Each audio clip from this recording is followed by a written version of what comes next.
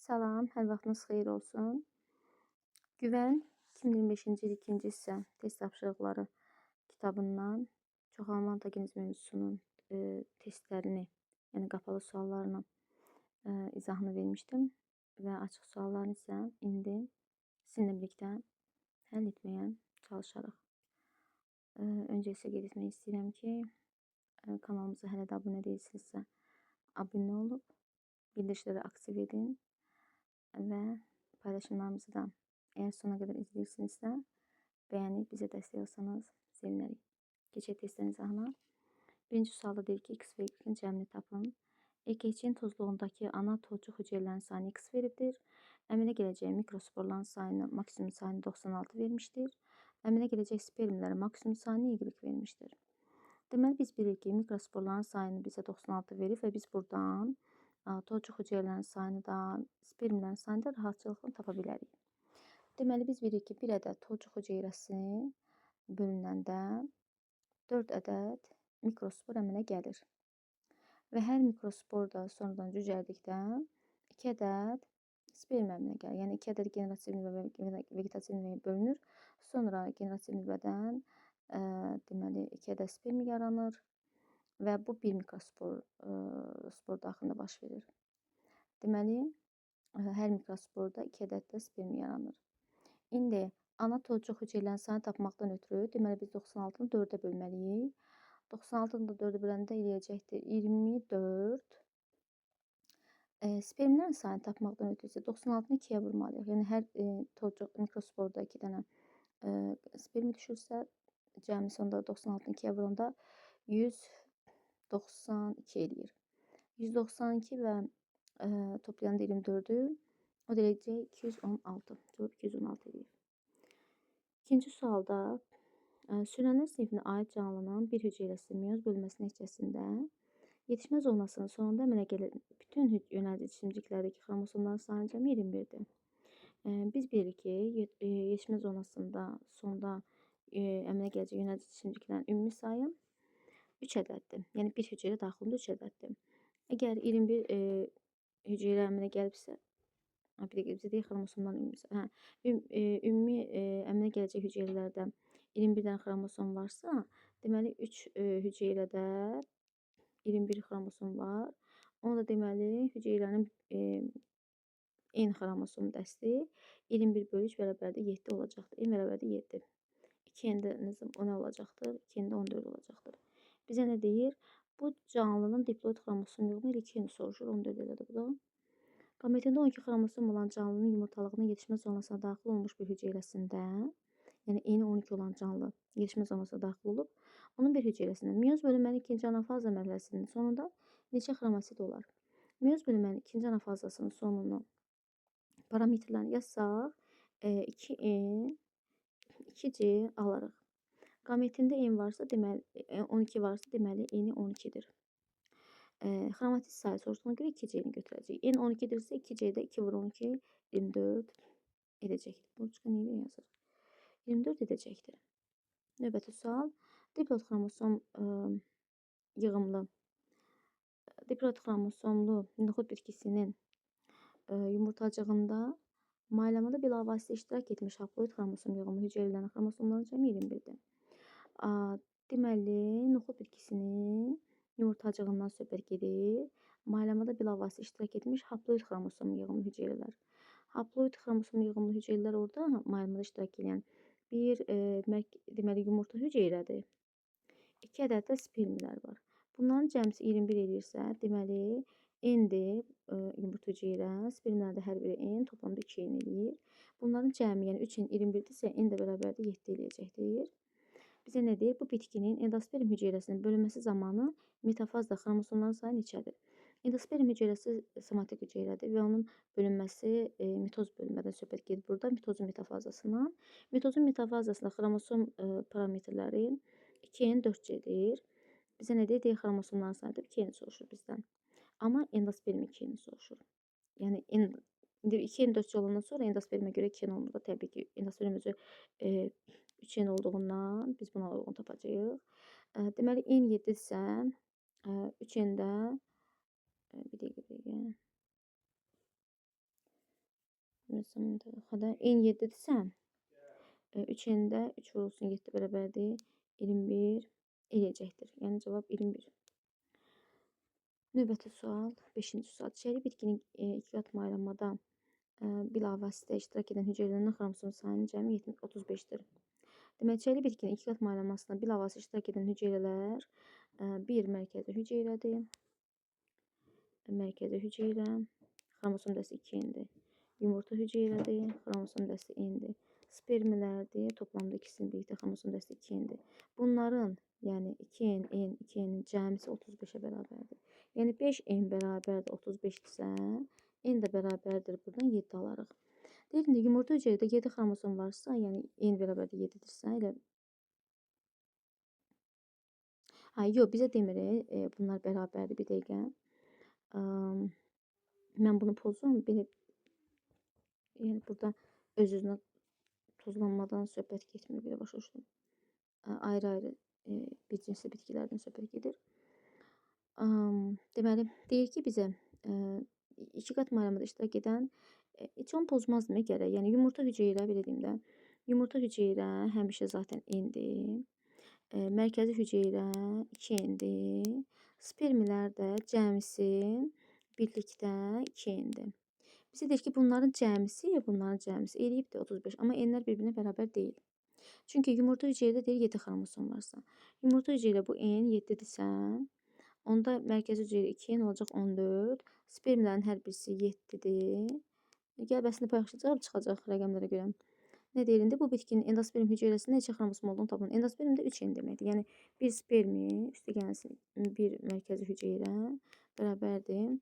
2 mərkəzi hüceyrədə spermidir. Spermi 7-dir, mərkəzi hüceyrədə 14-dür. Bu da bərabərdir 21 edəcəkdir cavabımız. 6-cı sualda noxud bitkisinin yumurtalığında maylanmadan bilavasitə əvvəl ruşem kisələrində cəmi 90 hüceyrə olarsa, bu yumurtalıqdan əmələ gələn çox toxumlu meyvənin maksimum neçə toxum olar? Spermilər ruşem kisəsinə daxil olmuşdur. Əgər spermilər ruşem kisəsinə daxil olubsa, ruşem kisəsinin özündə 7 ədəd hüceyrə var. Bunun bir mərkəzi hüceyrədir, bir yumurta hüceyrədir, 5 ədəd də maylanmada iştirak etməyən sinergit və antipod hüceyrələrdir. Toplamda 7 hüceyrə edir. Yəni, bir ruşem kisəsində 7 dən hüceyrə varsa, plus da 2 dənə spermi gəlirsə, yəni cəmsi spermilər daxil olundan sonra bir ruşem kisəsində 9 hüceyrə varsa, X ruşem kisəsində 90 hüceyrə olacaq. Buradan tapacağıq ki, deməli 10 dənə ruşem kisəsi varmış. Yəni X bərabərdir 90, bölünsün 9 bərabərdir 10. 10 dənə ruşem kisəsi, yəni 10 dənə yumurtacıq varmış. Bu yumurtalıqdan əminə gələn çox toxumlu meyvənin maksimum neçə toxum olar? Elə 10 toxum olar. Diplot xromosom yığımı 42 olan buğda bitkisinin öz-özünün tozlanması zamanı 2 qat maylanmada iştirak edən haploid xromosomlu hüceyrələrin cəmi neçə xromosom olduğunu hesablayın. 2 n 42-dir. Deməli, n nədir? N də bərabərdir 21. Bizə nə deyir? Deyir ki, buğda bitkisi özünü tozlanıb zaten. İştirak edən haploid xromosomlu hüceyrələrin cəmi neçə xromosomu olar? 2 qat maylanmada iştirak edən haploid, deməli, bir yumurta hüceyrədir. 2 dənə də spermidir. Hər birisinin eni 21-dirsə, burada 3 n eləyir. 3 vurulsun 21, o da bərabərdir 63 eləyəcək cavabımız. Növbəti suala keçirik. 8-ci sual ilə davam edirik.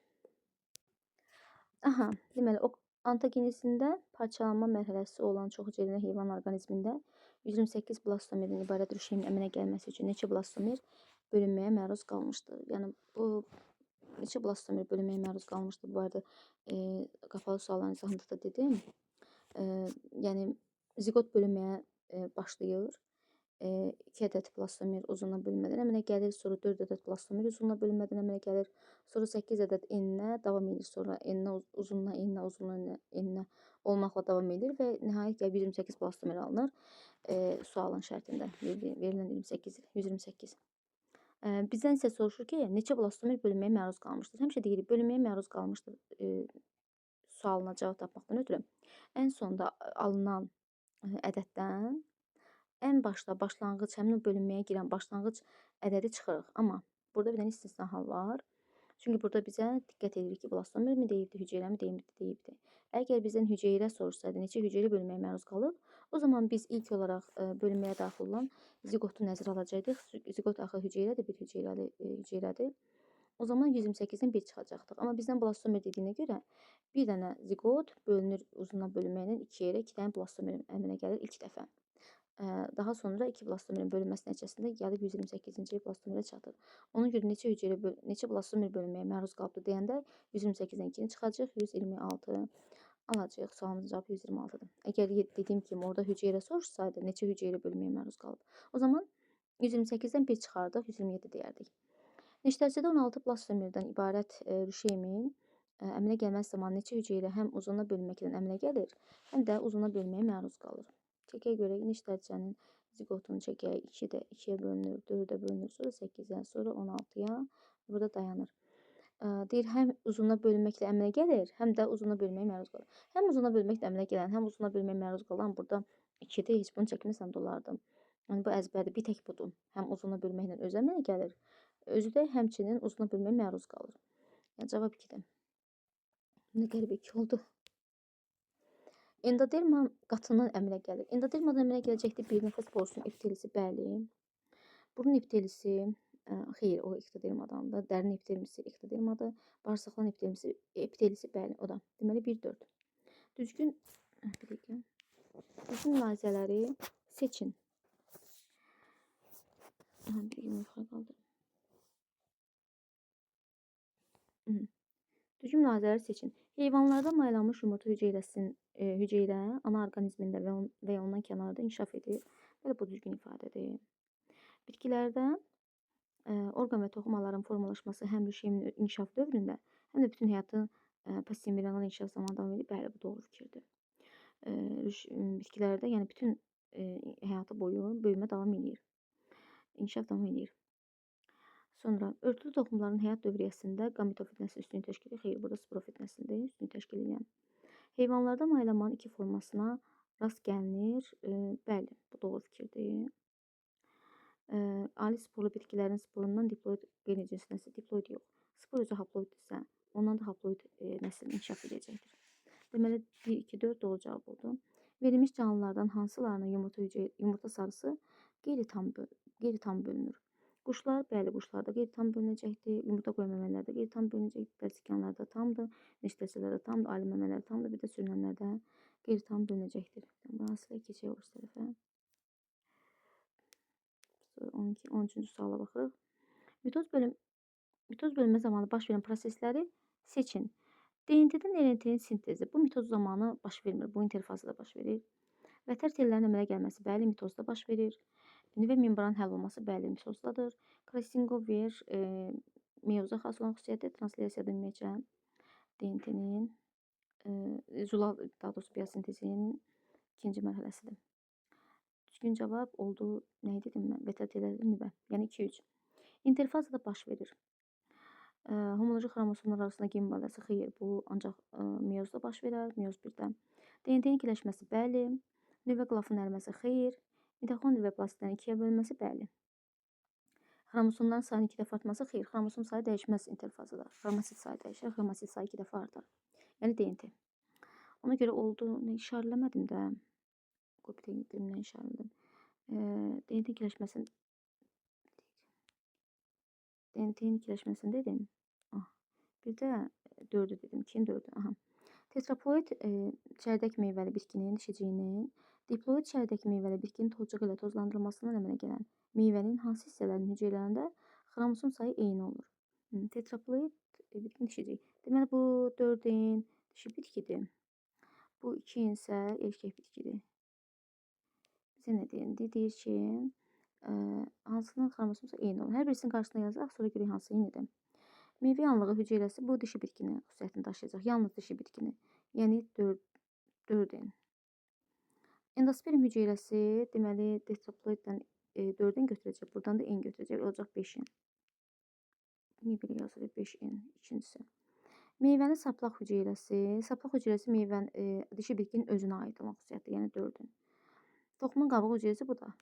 özünün məxsus olan xüsusiyyətdir. 4-cü içəridə hüceyrəsi, bu da ana bitkinin özünündür. Üşüyüm hüceyrəsi isə həm ananın, həm də atan xüsusiyyətlərini daşıyır. 2 n anadan götürəcək, n də atadan, toplamda 3 n eləyəcək. İndi eyni olan nə oldu? 1 oldu. Hamısı 4 olanda 1 oldu, 3 oldu, 4 oldu, 5 oldu. 1, 3, 4, 5. Növbəti sual. Öz-özünə tozlanan diploid çiçəkli bitkinin hansı hüceyrələri haploid xromosomlu olur? Sap yarpaq hüceyrəsi xeyli diploiddir, yumurta hüceyrə haploiddir, sperm haploiddir, endosperm triploiddir, mərkəzi hüceyrə diploiddir. Deməli 2, 3. Xromosomlar 2 xromatidli olur nə zaman? Olur. Mitoz bölünmə zamanı profazada, bəli. İnterfazanın əvvəlində xeyr, interfazanın S mərhələsində olur. Mitoz bölünmə zamanı metafazada, bəli. Mitoz bölünmə zamanı telofazada 2 xromatidli, yox, onda 1 xromatidli olacaqdı, xeyr. İnterfazanın sonunda bəli. Çünki dediyim kimi ikinci mərhələdə artıq 2 xromatidli idi. Mitoz bölünmə zamanı anafazanın sonunda, yox, anafazanın sonunda xromosomlar, xromatidlər bir-birindən ayrılır. Ona görə 2 xromatidli oldu nə zaman? Oldu 1 oldu. 1 oldu, 3 oldu. Bir də 5 oldu. 1, 3, 5. 18-ci sualda DNT ikiləşməsi, yəni reduplikasiyası zamanı ehtiyac olmur. Niyə ehtiyac olmur baxaq? Fermentlərə ehtiyac olacaqdır, nukleotidlərə ehtiyac var, enerjiyə ehtiyac var, NRNT ehtiyac yoxdur, çünki o zülal sintezində lazım olur. Amin turşu da eynən onun kimi zülal sintezində lazım olur, burada lazım deyil. 4-5. Partenegenezi yolu ilə çoxala bilmir. Çoxala bilməyəcəkdir, burada bal arısı çoxalacaqdır, soxulcan çoxala bilməyəcəkdir. İşarə eləyək də soxulcan çoxala bilməyəcəkdir, bal arısı çoxalır. Sonra dafniyə çoxalacaqdır. Və nənə çoxalacaqdır, çay xərçəngi çoxala bilməyəcəkdir. 2-5. Diploid xromosomlu çiçəkli bitkidə 2 qat maylama nəticəsində bilavasitə nə əmələ gəlir? Əmələ gələcək bir şey, bir dəqiqə. Bilavasitə nə əmələ gəlir? Əmələ gələcəkdir triploid hüceyrə. Bir də zigot əmələ gələcək. Bilavasitə deyir axı. Bilavasitə deməsəydi hər şeyin falan götürərdi, toxum da belə qalanda əmələ gəlirdi. Amma bizə bilavasitə dediyinə görə zigot əmələ gəlir, bir də triploid hüceyrə əmələ gəlir də. Növbəti sual. Görək nə deyir? Deyir ki, şəkildə əsasən səhv olanları seçin. Burada zigotun bölünməsi göstərilibdir. Blastomerlər artıq əmələ gəlibdir. Səhv fikri seçməliyik. M-in xromosom sayı L-dən 2 dəfə azdır. M hansıdır? M-də xromosom sayı 2-dir. 2-dir. L-də isə, L-də də 2-dir. Azdır deyir, yoxdur, yanlış fikirdir, səhvdir. Bizə səhv olanları seçir. Deməli, 1-i götürürük. Sonra, K-nın kütləsi M-dən azdır. Baxaq, K-nın kütləsi M-dən azdır, əksinə. K-nın kütləsi M-dən çoxdur. Hər dəfə azalır, amma getdikcə kütləsi azalacaqdır. Demək, 2 də səhvdir, 2-ni də götürürük. Buçqa nedir yazır? N istiqamətdə mitoz bölünmə nəticəsində əmələ gəlmişdir. N istiqamətdə, bəli. Artıq 2 dəfə uzunla gedəndən sonra N istiqamət gedir və 8 hüceyrə əmələ gəlir. Bu düz fikirdir, bizə lazım deyil. K mitoz bölünmə nəticəsində əmələ gəlmişdir. K xeyr, K maylama nəticəsində əmələ gəldi. Mitoz bölünməyə məruz qalıb sadəcə. Deməli, 4 də yanlışdır. P və N-in xromosom sayı bir-birinə bərabərdir. P ilə N, bəli, bir-birinə bərabərdir. Blastomerlər 2-dir. L uzunluğu istiqamətdə bölünməyə məruz qalmışdır. L uzunluğu istiqamətdə bölünməyə məruz qalmışdır. Bəli, ikinci dəfə uzunluğu istiqamətdə bölünməyə məruz qalıb. Yanlış olanda 1, 2, 4 oldu. Düzgün fikirləri seçin deyir. Bir də deyir ki, nə haqda deyir? Mitoz zamanı xromosomların spirallarının açıldığı faza. Xromosomların spirallarının açıldığı faza bu telofazadır. Nüvəcik yaranırmı? Bəli, yaranır.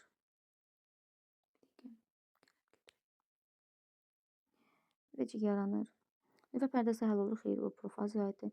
Bölünmə vətərləri itir, bəli, itir. Xromatidlər bir-birindən tam ayrılaq kütləcəkdir, xeyr. Xromosomlar işıq mikroskopu ilə xeyr, görünür. Nüvə pərdəsi yaranır, bəli. Doğru cavab, deməli 1, 3, 6 oldu. Keçirik 23-cü suala. Eyler-Venn diaqram verib bizə deyir ki, uyğun gəlməyən hissələri tabın bədxassəli şişlərlə xoşxassəli şişləri qarşılaşdırır. Aid olmayanlar yazırıq. Gəlməyənlər seçirik. Aha. Baxaq görək. Metastaz verib digər orqanlara keçir. Bu uyğun deyil elə. Bu çünki bədxassəli şişlərə aiddir. Elə bu götürəcəyik. Sonra nə deyir? Deyir ki, hüceyrələr nəzarətsiz bölünür. Bu aiddir, ikisinə də aiddir. Yəni hüceyrələr nəzarətsiz bölünür. Xərçəng şiş hüceyrələrinin xüsusiyyətidir yəni. Əksər hallarda ağrılı olmur, insanı arıqlatmır. ortaq deyil bu. Bu xoş xəstələr işlərə aiddir. Ona görə bunu götürəcəyik. Nəinki böyüyür, toxumaları dağıtmır, ancaq onları sıxır. Yəni bu da xoş xəstəlik işinin xüsusiyyətidir. Bunu da götürəcəyik. Ortaq deyil də, yəni. Hüceyrələri quruluşuna və böyümə xüsusiyyətlərinə görə normal hüceyrədən fərqlənir. Hüceyrələr bu yəni aiddir də, uyğun gələn fikirdir. Ona görə bunu götürməyəcəyik. Bizə götürməliyik uyğun gəlməyən fikri. O da 1, 3, 4-dür. Bunun pozu 23-də 1, 3, 4 dedik. Sonra 24 gəlir. 24-də düzgün fikirlər seçin. Mitoz zamanı, mitoz bölünmə ontogenezin sonuna kimi davam edir. Bəli. Mitoz bölünmə ontogenezin sonuna qədər davam edəcəkdir. Meyoz bölünmə nəticəsində yaranan hüceyrələr uzun ömürlü olur. Xeyr. Əksinə, yəni mitoz bölünmə nəticəsində əmələ gələn hüceyrələr uzun ömürlü olur. Somatik hüceyrələr mitoz bölünmə yolla çoxalır. Bəli. Meyoz bölünmə irsi müxtəlifə səbəb olmur. Yanlışdır. Elə olur da o irsi müxtəlifə səbəb olur. Mitoz bölünmə çoxalma, böyümə və inkişafı təmin edir. Bəli. Deməli düzgün cavab 1, 2, 5. 25-ci sualda deyək ki, embrional dövrə aid verilmiş hadisələri baş vermə ardıcıllığına görə düzün. Birinci deməli, ziqotun bölünməsi getməlidir. Yəni 4. Sonra blastula əmələ gəlməlidir. Blastomerlər əmələ gəlir. Sonra blastula əmələ gəlir. 1. Sonra gastrula əmələ gələcəkdir. 3. Sonra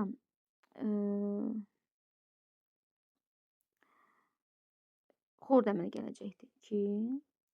Ən sonunda sinir borusu əmələ gələcəkdir. 5. 4, 1, 2, 3, 2, 5 hamısını qoyduq mu? Hə, qoyduq hamısını. Bu cür olacaq. Bir pozum. Xərçəng hüceyrələrin normal hüceyrədən fərqləndirən xüsusiyyətləri seçin. Nəzarətsiz bölünmə bu fərqləndirir. Nizamlı təbəqələşmə yox. Əksinə nizamsız təbəqələşmədir. Normal olmayan nüvə bəli. Nəzarətli inkişaf xeyr, nəzarətsiz inkişafdır. 1, 3. Doğru cavab. Növbəti sual 27-ci. Mətndə buraxılmış sözlərin düzgün ardıcıllığını müəyyən edin deyir. Mitoz bölünmə telefaz ilə sona çatır. Qütblər çəkimi xromosomların spiralları açılır. Onlar görünməz olur. Stoplazmanın membran strukturundan yenidən nüvə membranları əmələ gəlir və nüvəcik formalaşır. Dediklərimi, yəni artıq rəqəmləri yəqin ki, qoya bildiniz. Mətndə buraxılmış sözlərin düzgün ardıcıllığını müəyyən edin. DNT-nin kirləşməsindən sonra hər bir xromosom 2 xromatidli olur. Xromatidlər bir-biri ilə sentromir adlanan hissə ilə birləşir. Sentromir onların, yəni bu 2 xromosomun xromatidlərin daha doğrusu mərkəz hissəsi sayılır. Yəni sentrom mərkəz deməkdir tərcümədə də. Yəni ikisinin sanki belinə kəmər vurulub, belə deyil, xromatidlərin. Birləşdirici toxuma şişlərini seçin. Birləşdirici. Fibroma aiddirmi? Bəli, aid olacaqdır. Biflisi axtarıram. Sarkoma aid olacaqdır. Lipoma da var. Lipoma da aid olacaqdır. 1, 2, 6. Sonra keçirik bir də 30-cu sualda deyir ki, yanlış fikirləri seçin. Eukaryot hüceyrələrdə sitoplazmanın bölünməsi sitokinez adlanır. Yəni bəli, sitokinez adlanır, düzdür. Bu getdi. Heyvan hüceyrəsində hüceyrə divarı olduğu üçün yanlış, heç bunun arxasını oxumaq deyilməz, yanlışdır. Bu səhvdir. Mitoz bölünmə zamanı bəzi hüceyrələrdə sitoplazma bölünmür. Bəli, düzdür. Götürmürük ki, bunu bir dəqiqə. Götürmürük. Düz olduğuna görə götürmürük. Bitki hüceyrəsində sitoplazmanın bölünməsi metafazla başlayır. Xeyr. Necə başlaya bilər? Bunu götürürük. Deməli oldu 2, 4. Sonra 31-ci sual. Deyir ki, əgər orqanizmin somatik hüceyrəsində mitoz bölünmənin anafaza mərhələsində xromosom sayı 16-dırsa, uyğunluğu müəyyən edin. Deyir ki, mitoz bölünmənin anafaza mərhələsində xromosom sayı 4-dür. 4-ün bərabər 16-dırsa, n də bərabərdir 4 olacaq. Deyir ki, uyğunluğu müəyyən edin. N bərabərdir 4-dürsə, deməli, birinci bölünmənin anafazasında, meyozun birinci bölünməsinin anafazasında xromosom parametri 2n, 4c, 8, xromatid deyir bizə, 8 ehtiyac yoxdur, bildirim zəncir deyir. 2n, 4c, burada 4c xromatid bilir, burada xromosom bilir 2n. Birinci bölmənin, deməli, indi n bərabər 4 tapmışıq. Deməli, xromatid sayı 4, 4-ə vuranda 16 edəcək. Deməli, bura A uyğun gəlir. 1-ə A. 2-yə ikinci bölmənin anafazası. İkinci bölmənin anafazasında deməli 2n 2c-dir. 2c.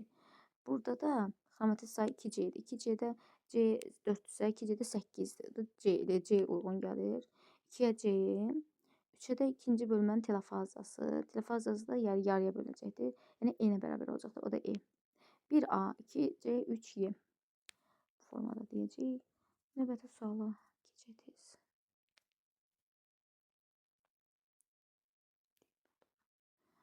31-32-ci sual. Uyğunluğu müəyyən edin. Yenidir. Deməli, ektodermaya aid olacaqdır. Deməli, aid olacaq bir baş beyin, sinir, bir də epidermis törəmələri. Endodermaya aid olacaqdır ağciyərlər və salam ağciyərlər. Mezodermaya aid olacaqdır həm böyrəklər, həm dərin piqatı. Uyğunluğu müəyyən edək. Birdə deyir ki, xromosomların xromatidləri bir-birindən tam ayrılaraq qütblərə çəkilir. Bu anafazaya aid olan xüsusiyyətdir. Mitozun anafazasıdır və yaxud da meyozun ikinci anafazası belə. 2-də deyir ki, nüvə qılafı ayrı-ayrı hissəciklər parçalanır. Ayrı-ayrı hissəciklər parçalanır. Əriyən profazada baş verir proses. Mitoxondriya plastinin ikiyə bölməsi bu isə interfazada olacaqdır. 34-cü sualda uyğunluğu müəyyən edin. Maylanma prosesində bilavasitə 2 qamet iştirak edib harda? 2 qamet iştirak edəcək eyni yumurta əkizlərində. Yəni bir dəqiqə yazım məndə. Eyni yumurta əkizlərində, yəni burada 2-yə aiddir A. Sonra iştirak edən hüceyrələrdə, qametlərdə xromosom müxtəlifliyi 22 olmuşdur. Xromosom müxtəlifliyi 20 iştirak edən qametlərdə xromosom müxtəlifliyi 22 olmuşdur. Xromosom müxtəlifliyi yəni 22 olsun ki, bu heç birisinə aid deyil, bu insana aid deyil axı. Xromosom müxtəlifliyi insanda ümumiyyətcə qametlərdə həmişə 23-dür, fərqi yoxdur, qadındır, kişidir. Bu da insan orqanizmi olduğuna görə yəni düz deyil. Yanlışdır, ümumiyyətcə yanlış, heç birisinin aidiyyatı yoxdur. 4 qamet iştirak etmişdir. 4 qamet 2 dənə ayrı yumurta əkizlərində iştirak edəcək. Yəni burada buraya yazaq. 2 zigot əmələ gəlmişdir. 2 zigot görürük ki,